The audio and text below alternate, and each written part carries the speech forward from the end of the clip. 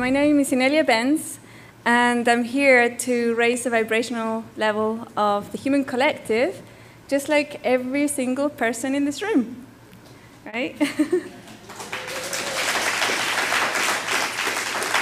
And so, of course, I could go on about, what I do and everything, but you can find that out later. We're at ECETI Ranch, one of the hotspots of the UFO phenomena, ET contact, and all these things. And I don't make any secret about the fact that I have had contacts. Some of you may know the story of when I first arrived, I had no idea how things functioned here on the planet. And I had these two little guides who, they dressed like a boy and a girl, and they were about this height. They looked like human children for about 8 years, 10 years old. And their heads were a little bit bigger than human. They used to wear wigs and kiddies' clothes, right? So I would feel really comfortable with them. So somebody recognized their own ETs there. And they used to tell me how things worked. So for example, an adult will say something and they'll say, no, you have to respond this way or respond that way, and this works like this. And, they used to show me how this planet worked. And then I came to an age where it was really, they kind of explained to me, we can't be visible to you anymore because it would make it really awkward for you to grow up as a human child, right, as a human being. So, but we'll always be there. If you need anything, if you know what, or you don't know what something is, you just ask, and we'll just talk to you through, your thought process, your own mind. I will hear voices in my head. Right? I didn't actually hear voices in my head. I just knew the answers were coming, and it wasn't from my own, logic working things out. Anyway, many years went by. I was in my 40s, and I was sitting down, I was meditating, and I can't remember what the question was.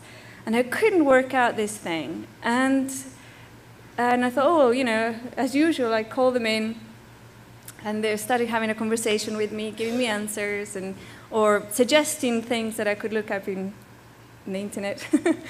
And all of a sudden I thought, you know what? I'm in my 40s. This is stupid. Why don't you just appear like you were when I was a child? It's like, I really want to sit down and have a proper conversation with you again. And they said, nah, because you're going to be afraid. And I said, no, of course not. You've been with me like my entire life. How could I possibly be afraid? He says, no, your body is going to be afraid. Your body, but human bodies don't like things appearing out of thin air. They don't like things that don't appear quite human and all these things, And I said, oh, don't be silly. Just get on with it, And they said, no, honest, you're going to be really frightened. And I said, eventually I convinced them, right? So I was sitting there, and this was only a few years ago. Bang, they appear right in front of me. And my body goes, ah! Run out of the room, And I go, stop. And she was just screaming. I was like, down the stairs into the kitchen. I have no idea why she went into the kitchen. And you could hear them laughing, It's like, told you. So that was my last contact. But it was one of the situations. And then when we were here last time with my daughter, Daniela, James did a thing where they do, I can't remember, what do you call it? Yeah. And they get the answers, right? And we wondered what these people were, right? What kind of creature they were, what they were called. And they came up with the name Les Fairies. So, yeah. So I think they were trying to tell us they were fairies, but I think that was a joke. It's like, we're fairies, but maybe they were. I don't know. So basically, that was the last time I had real, like contact that you can see somebody like that. And one of the things that have been happening this year that's really important as far as I'm concerned, the message that I've been giving is to raise our personal level of vibration, like each one of us, because that's the most effective way to raise the vibrational level of the planet.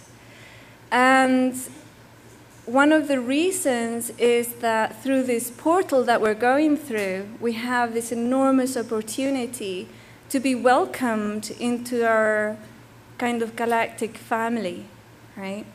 And it's not everybody on the planet who's going to go through this. It's only those who want to, who agree with it, and who basically, depending on what vibration you really are, the family you're going to meet, right? There's over here, I doubt there's only probably 1 or 2 people in this room who have had an evolutionary trajectory on the planet.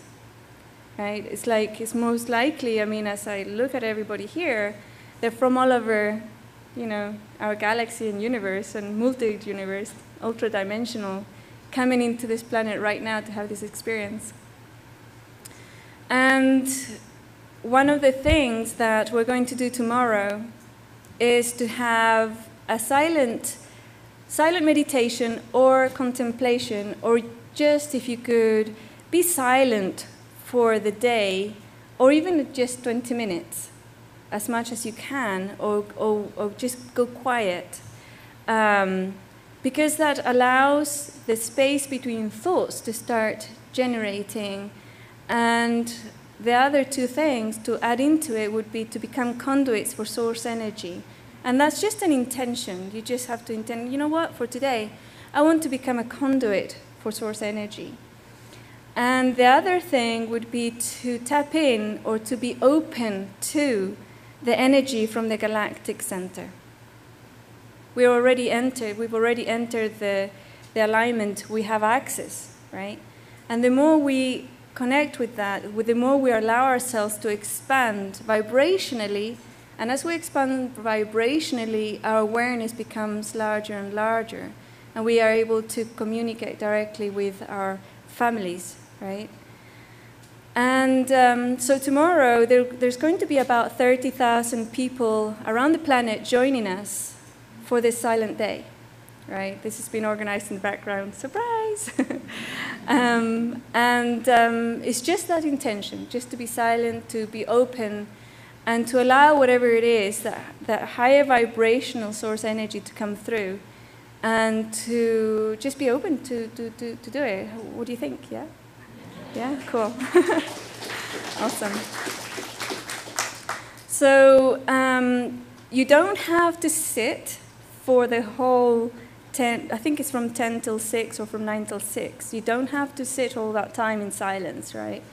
You can do it while walking. Obviously, we all have to take breaks. It'll be great if we have like a core group of people here throughout the day sitting silently in meditation or in contemplation, and then other people can come and go, you know, because sometimes it's, you know, if you have a medical condition or something, or you're just not used to it, it's kind of hard to be sitting down or lying down or in a meditative position for the entire day.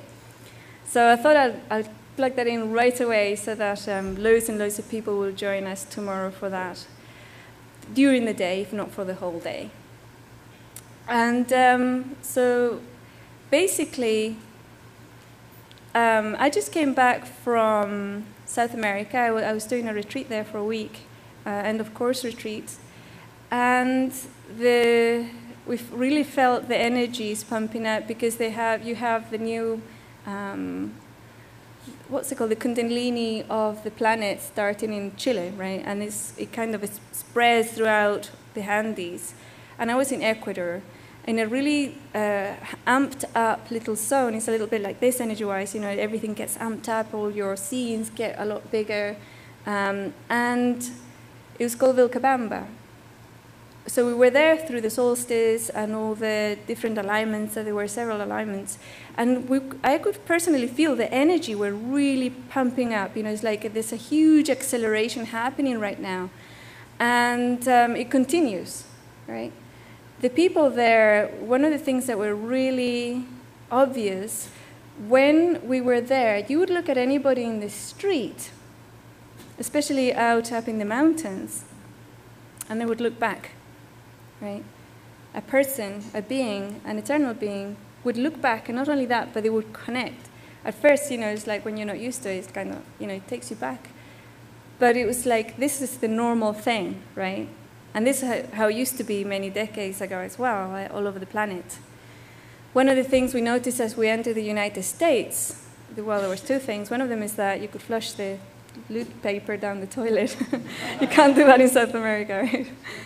And the other thing was that as you look at people in the street or in the, we went to a mall and we were in the airport, there's nobody home, right? It's like the energy is like very drugged up, very damp, very down, and there's literally nobody home. It's like somebody's there but asleep or an automated body, And that's really one of the problems we have here in the United States.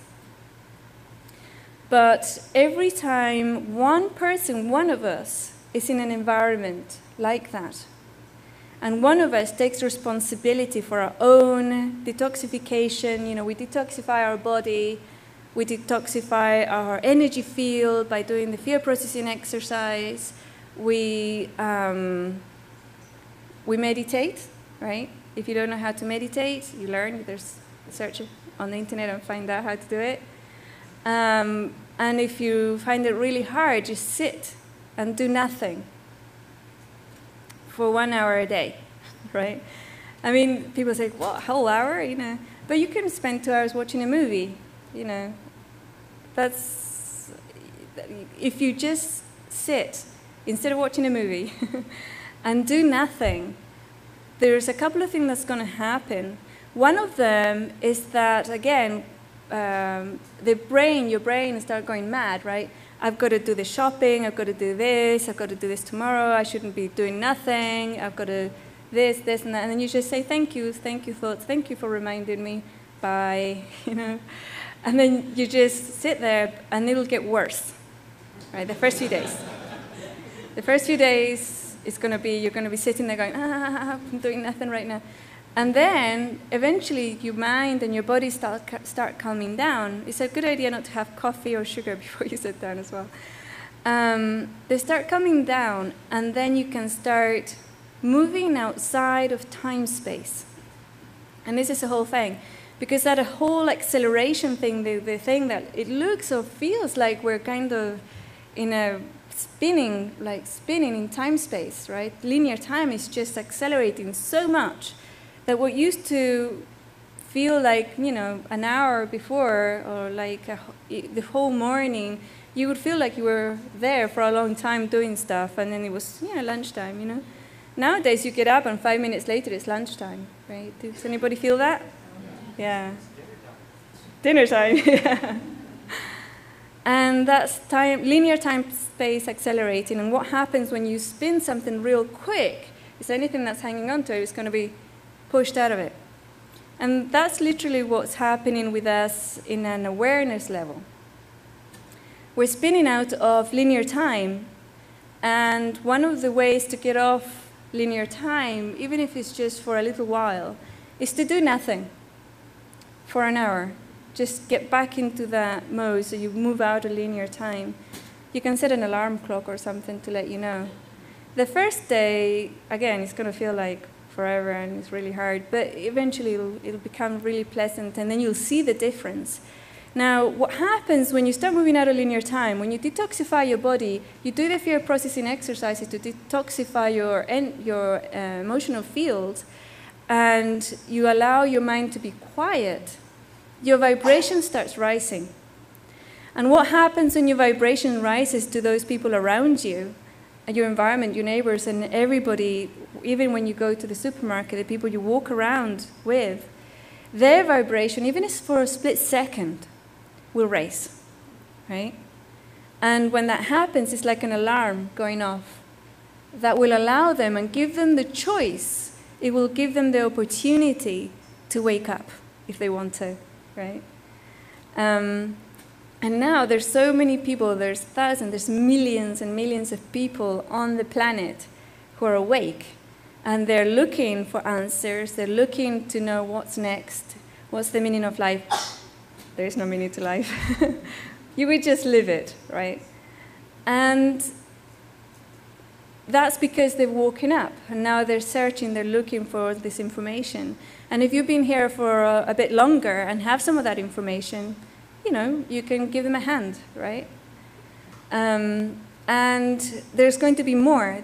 As the next few months, because of all the media stuff about 2012, December, whatever, it's really amping up, and everybody knows about it, the Mayan calendar and everything, the different interpretations of it. And now there's something about, oh, I don't think it's going to happen in December, I think it's going to happen in 2013. So it's like moving, but there's still a huge amount of information out there that says, you know, there's something really bad is going to happen to the human species. And that's still up in the air. It could happen because us as a species are kind of addicted to drama. We kind of like it, you know? We get bored if there isn't any and stuff like that.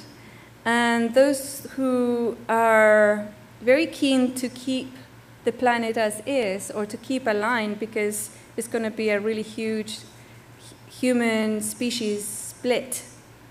It's happening, well, it's already happened, but at a physical level as well. They want as many sleepers to stay with them, so they're amping up all this fear stuff, and all the needs, and the fear of death, fear of loss of your job, fear of loss of your house, fear of loss of the financial system, fear of loss of health, and basically the fact is that everybody on the planet will have an experience or something that relates to dying, or their physical body dying. Everybody on the planet. But it's not going to happen at the same time, right? So you could think of everybody who's alive today on the planet, everybody who's alive this second. We've already lost, since I started, probably several thousand or hundreds of thousands of people, right? And more have been born. And so it happens all the time, but for us it's like a situation that we're being solved, that it's like everybody is going to die, or the majority of people are going to die. And I don't see that happening, personally speaking. However, if you have enough individuals agreeing about this on the planet, it's very possible that there might be areas or locations or situations that this will happen. Because that's the whole point of the human collective. And that's the secret that I don't want you to know. We create this reality, right? We are manifestors of third dimensionality, or even physicality. We manifest physicality. We manifest it as a collective, and we manifest it as individuals. And when these two lines shift, what's going to happen is that one of them will continue being inside where a few choose what the reality is going to be, and everybody else is going to play that game unconsciously because they like it or because they haven't finished yet. And then the other ones really want to have a more empowered capacity to create a reality. So how many people here would like to move into an empowered reality where they decide what to do? It's the majority, right? With few exceptions, the majority of individuals who have woken up want to create this reality, want to create their own reality, want to manifest. And one of the signs that you're actually moving there, again, when you raise your vibrational level, you see more. You can manifest things, you see synchronistic events, you start remembering previous lifetimes, you realize what planet you're from or what dimension you're from, or you have an inkling or a feeling about it, right? And then sometimes you'll meet somebody from that planet and you'll, it's great. So one of the things about the meditation tomorrow is to really take this opportunity, and this opportunity that all those thousands of people are giving us, and the opportunity that we are giving all those thousands of people to join in intention to basically clean house, right? It's by infusing ourselves with this higher vibrational energy, or allowing ourselves to become conduits for source energy. And having the intention to connect with the galactic center, whatever that means, it doesn't really matter. There isn't a generic meaning, but there's a vibration, and all we need is that intention to receive it, or to have a communication with it. Will have the effect in our personal lives to clean all that stuff that's left over. It has the capacity on the planet to do it at planetary level. And also on this particular environment, because there's so many of us, and all of us are interested in ETs and contact, we could have a huge opportunity to open the stargate that exists here, to see some really interesting stuff. Even if, I would say we can do it, right, at a physical level. We'll have a spaceship land in the field. But even if we didn't, it's like to have that intention. It's always good to release any attachment to what we might want, right? Because once we have the attachment, there's a kind of an egoic structure attached to, if we don't do it, then we failed that thing, whatever. But if we allow our intentions to be open for this to happen, at whatever level is appropriate, right, for everybody here, because like my little friends, the little story I told you before, when they actually materialized, my body ran out the room. So some of our physical bodies might not be ready for something materializing right here. And some of us are. And one of the things that is really interesting whenever we have these gatherings with people who are really interested in ET contact, and you find in UFO conventions as well, that they always have like 2 or 3 people who are not really people. Like we have ETs in the room, and maybe they're sitting next to you, so everybody's sleeping. I see one. But and they like to keep tags in there with their families and stuff. So is there any questions? Initially, we're really identified with our humanness, and then we start to make that transition and realize we're much more. And so, can you kind of make a distinction more about what that is to wake up? Sure. To that? Yeah. The relationship with the physical body, basically. A human being is like a symbiotic relationship between an elemental body, the physical body, and a soul that doesn't die. It's eternal, basically, right? And that's why you can have walk-ins, because one soul leaves and another one walks in. But the physical body is independent to the soul. Often the physical body will have the shape and mannerisms and everything that reflect the soul that's inside. And the coming in and realizing that you didn't have a trajectory, evolutionary trajectory as a soul into the planet doesn't make you less human, because all souls are basically eternal, right? They don't die, they never really, they came in straight from source, but then they had a trajectory of physicality or learning about physicality in different planets or dimensions. Often, many people, and I'm sure that many people here in this room, will find it extremely difficult to live in such a dense environment and in such a dense body, right? And a body that can't fly, a body that can't go through walls, a body that's very kind of solid, yeah? And sometimes what happens is that we reject the body. We start rejecting the body. And then the body will have a an emotional breakdown, and we'll start kind of sabotaging our stuff, right? It's like giving us sicknesses or pains or falling over or whatever, or angry, and all these emotions and fears and things. One of the things that we can do to really help our bodies, because bodies, our physical bodies, are really Gaia's babies. all our bodies are the material is from Gaia, right? So when Gaia is waiting for her babies to join her in a new dimension, she's talking about her bodies, right? The souls, yeah, the souls can come too, but it's really the body elementals. And one of the things that we can do is to start reconnecting back to the physical body. So really seeing, okay, you know, I'm sorry I rejected you. I love you really, you know. And if you feel, oh, I don't really love you, I think you're disgusting or whatever, then say, I'm sorry, I just thought about that, but I'm really sorry, and you know, do you like me? And your body will say, no, I hate you actually, you know. Because you have no idea how to wear a body, you know. You did this and you did that and you did the other, you know. And then after you do that reconnection, you can really embrace your body and say, look, you know, I can help you to move into this new dimension, this new physicality. The new paradigm, the new dimension, all this is just a new physical reality experience.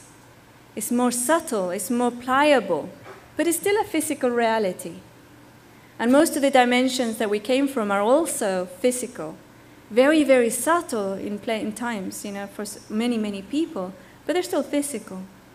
And we can tell the body, you know, I can help you, I'll process your fears, you know, because sometimes, you know, my body was afraid of spiders, you know, see a spider and scream again, just like the alien people. She would scream and run out of the room when she saw a spider, which she learned from her older sister when she was 2 years old. Her older sister screamed and ran out of the room after a spider, so she ran after her.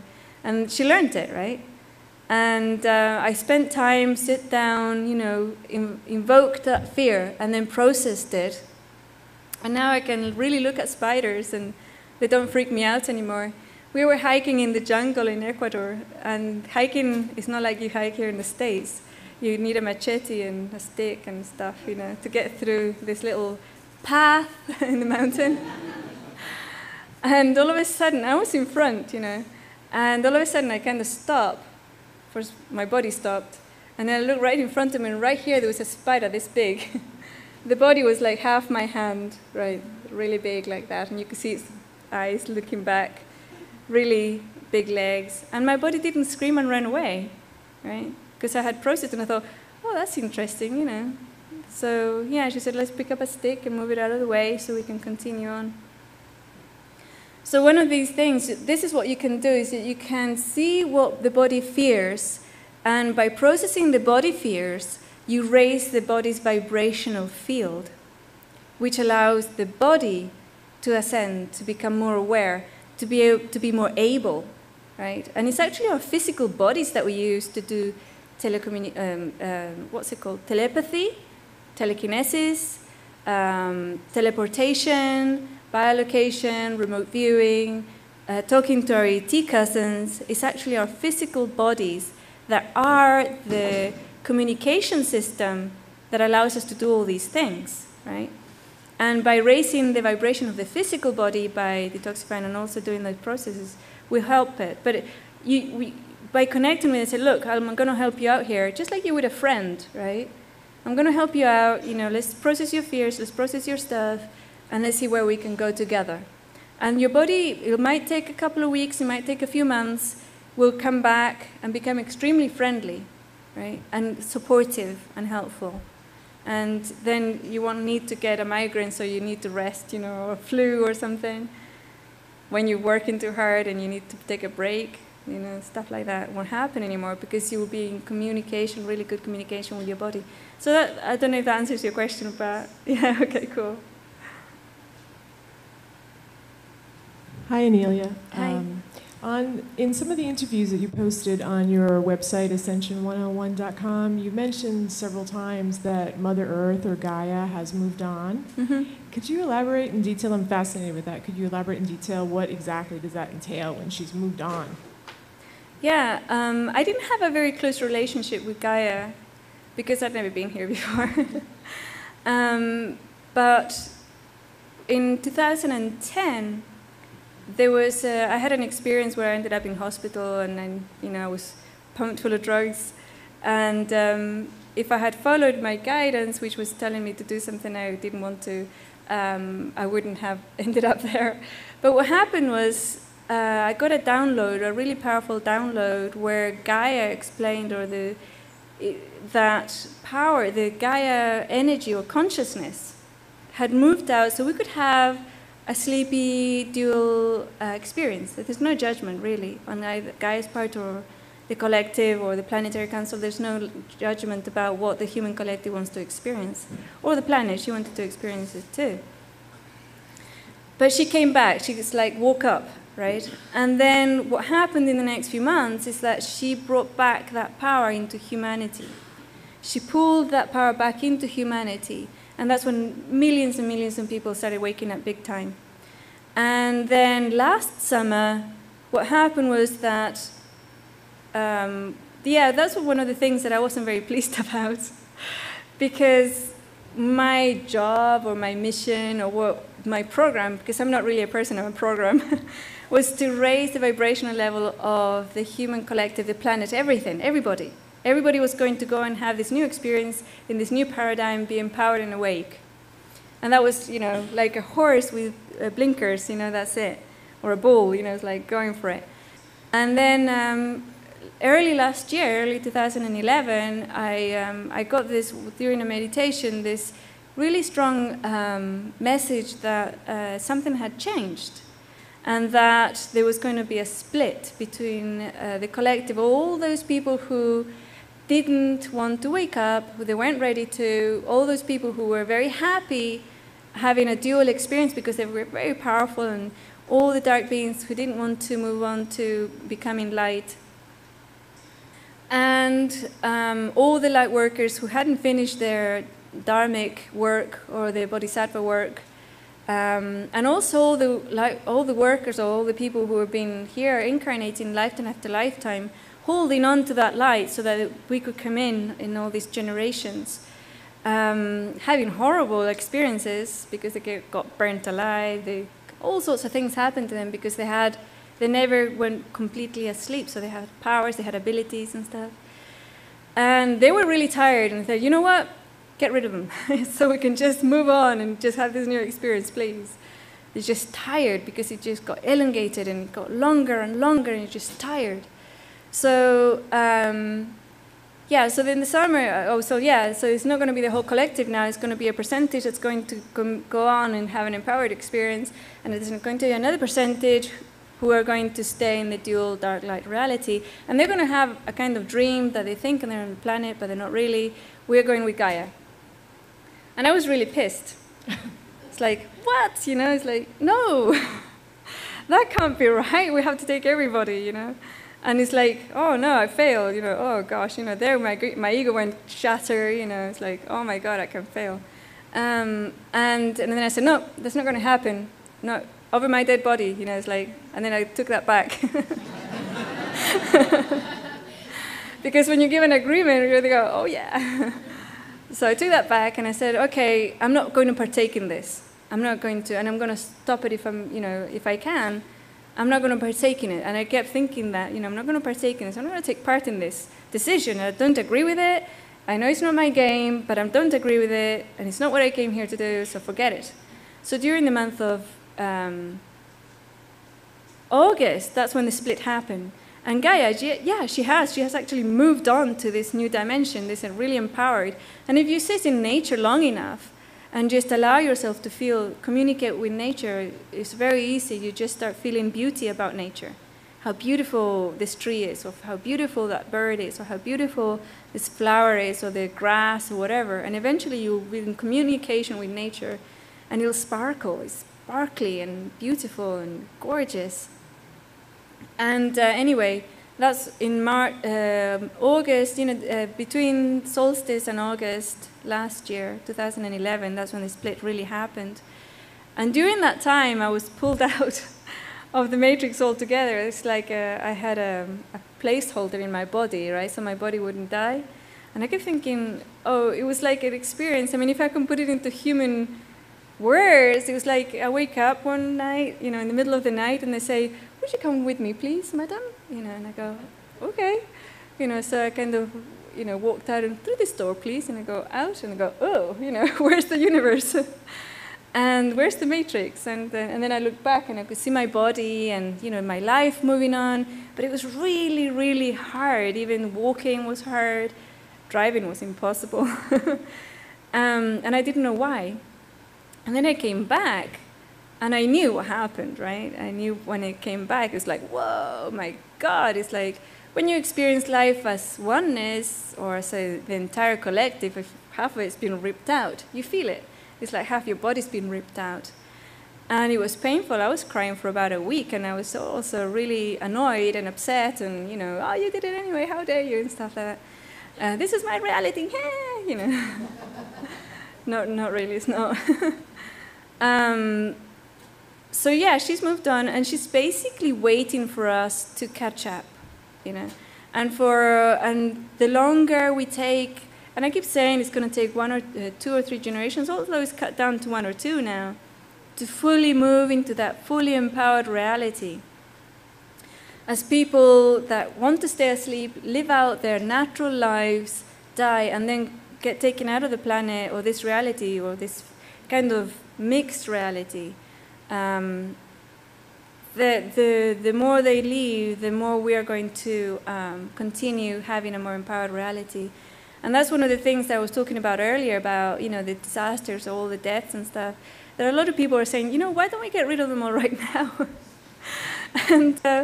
And Gaia doesn't want that because their physical bodies are her children, right? So she doesn't want that. So it's up to us really to decide. Thank you. You're welcome. Hi, Inelia. I'm Tiffany, and I have a question for you. This is my first human incarnation, and I've been an elemental for millennia on the planet. And so I kind of identify with you as having a hard time coming into this human body.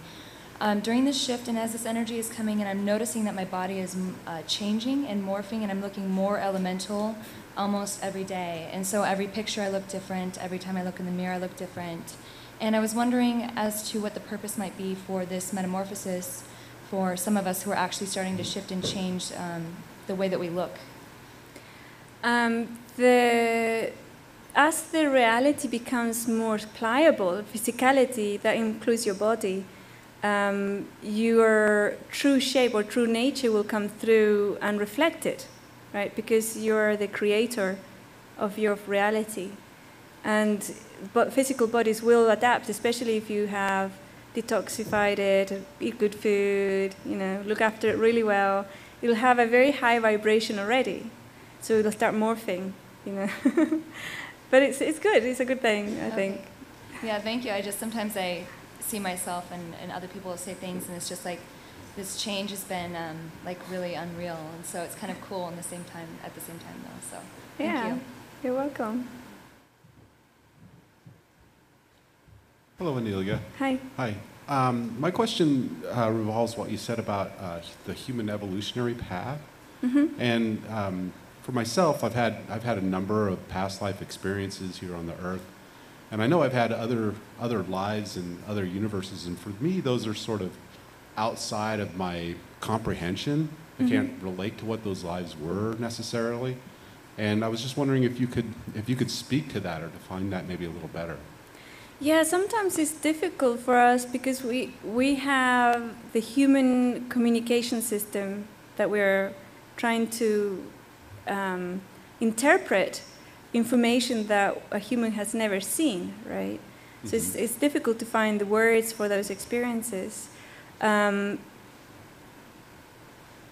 sometimes also the communication, even true human communication doesn't involve words. Or the kind of concepts, the very finite concepts that we have in our minds. True human communication is very experiential. So it's like trying to communicate. For example, people say, you know, well, telepathy, you know, they're trying to send a thought, you know, and they go, hello, you know, hello. And the other person doesn't get anything, you know. So what color am I thinking? I'm thinking blue, blue. Right. And the other person says green, you know, yellow. And it's the actual communication or the universal communication is about experience. So if you want to communicate blue, you could say, you could imagine yourself swimming in the sea, right, or flying in the air. And then the other person go, oh, you're thinking blue, you know, because they will translate it into that. The experience will translate into something they know. And what's happening then, when you have an experience or memories that are not really part of our language system, there's no part where they can translate. So it's probably very experiential, really. You know, you might feel that way. You might feel something. It might feel soft. It might feel liquid. It might feel flowy, or you know. Right. You just don't have anything to relate it to. Exactly. As a human being. Yeah. You know, that's sort of what I've been getting. It's like, you know, I know it's there. It's just right. Confusing. So, thank you very much. You're welcome. How does the human body is evolving through life? How do we help the human body evolve? Yeah, the elemental it's very much. I remember once I asked this girl about reincarnation, and I said, well, how do you make sure that when you reincarnate into a new life,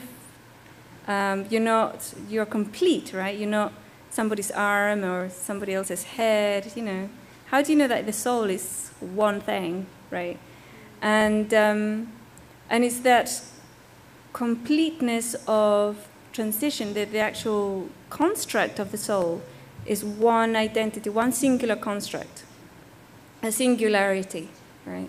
And the physical body behaves in a very similar fashion. The human physical body is one of the most evolved physical expressions of divine consciousness that there is. And it's not by accident. I mean, we've been designed, right? We've been designed, we've been created, really. We haven't evolved naturally, but our physical bodies have been created to house really high vibrational beings, very high vibrational beings, so they can have an experience, a physical experience on this planet and in others. I don't know if that answers it, but yes. Yeah, okay, good. For females who have agreed to bring in children at this time, can you give those females some encouragement on the responsibility for these beings that we've brought in and made agreements with, and how we can help them through this time? Well, you don't really need to help them. No. They're eternal beings, you know, they're very wise, just like everybody else. One of the things that can happen is every child that is born is fully awake, right? As a soul. They can't communicate, but they're fully awake as a soul. And then they start shrinking, right? They start shrinking and shrinking until they fit into this human package, the body soul construct that makes the human package. And then for a few years, they still remember about, you know, probably the universe, where they came from, all sorts of things. And then some of them decide to start playing the human game and then forget everything, right? And one of the things, the only thing I can say is that as a parent, you can give them all the tools and remind them throughout their lives that they're greater than what they're experiencing, right? And give them the tools to survive here, to live here, to be happy, but at the same time have no attachment that they are.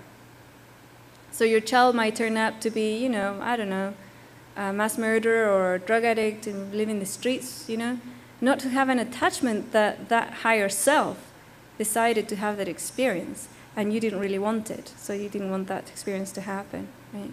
Of course, you can, as a parent, you're going to go all your life, you know, trying not, you know, to allow them to go that way.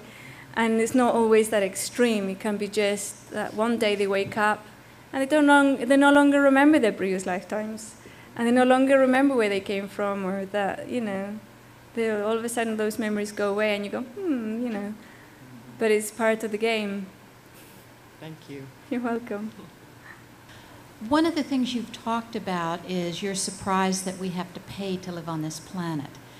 And in spending my time daydreaming, it's very hard for me to really imagine what that other reality would be. I would like it, but I just wondered if you could elaborate on that a little bit. Right. There are two things about paying to live on the planet. One of them is that the nation states and the privacy and all these things have been weaved into the nature of physical reality here on the planet. You're going to have birds and lions and giraffes being very territorial, right? And humans are as well. But that's one thing. And the other is that when I say it's really hard to comprehend that we have to pay to live on the planet, is that you have to pay somebody else, right? To own land or to have a house, then you have the 9-to-5 job to be able to have that. So yeah, the society, all of society has been structured in a way that keeps people very occupied, very busy, very worried and preoccupied. And it's because humans are so powerful, right? That they can actually create anything they want. Anybody can create anything they want. On the other hand, there's in physicality, and especially in this planet, there's something called energy exchange, right? When a person uses energy to do something for somebody else, if the other somebody else doesn't exchange energy back, and it doesn't have to be monetary, it can be something else, a barter or time or whatever, there's a kind of karmic debt. And if one person continues to give and the other one continues to receive, eventually those two people are going to fight. And this person that's receiving all the time is going to be always talking against the other one, right? And this is one of the things that show about the energy exchange that happens on the planet. Nobody likes to be enslaved or indebted to somebody else, and that's why often a person will attack the person that's giving all the time. And then the person who gives all the time is basically owning all these people that they're giving to, right? They own them. And but that's different to having to pay to live on the planet, because when you live on a planet, the planet is very much the elemental of existence, right? We are made of this planet. The materials are made of this planet, of our bodies, the food we eat. If we eat food, some of us don't eat food. Well, I do. But there's breatharians and sun gazers, people like that no longer need to eat food, but they still have a physical body that belongs in the planet. They need shelter. The bodies need shelter. And all those things really, and there are still societies alive today that do not require for people to pay in order to have shelter. Everybody has shelter in their community or whatever. And if you can't visualize it, look for somebody else who already has. Because there's loads of people, seers and creators out there who have already begun new templates, new ways, new forms of exchange, and new forms of living, maybe together or exchanging, so that it doesn't involve, paying for the living here. Okay, thank you. You're welcome. I was wondering if you had any advice how to kind of accelerate the ascension process and return to that higher vibration and less dense reality, because I want to go home. Okay, one of the things is that you spent an enormous amount of energy, effort, time, you and your species did to put you here, right? For a reason, to be here through this shift. And wanting to go is like, it's normal. Yeah. It's like, you go, we need volunteers, go there, and you go through here, and you go, I want to get back. I think most of us have experienced that, right? It's like, oh my God, what was I thinking? And one of the things that you can do, because you're here to do something, right? So one of the things you can do is start processing all of your fears, and including the I want to go, right? That feeling of I'm not home, because that's actually an illusion of separation. You never left home, right? You never did. We actually exist within both locations. or multiple locations. We're multidimensional. And process the I want to go home, so you can just allow yourself to feel it, right? You can close your eyes and just say, I just want to go home and feel it. Where is it in my body? Where is it in your field, right? Is it here? Is it here? Is it here? Where is it? Where is it? Right here. Okay. And then allow that to exist. That feeling of wanting to go home, you allow it to exist. You say, feeling of I want to go home, you're welcome here. Yeah. And you allow it to exist, you allow it to grow and become huge.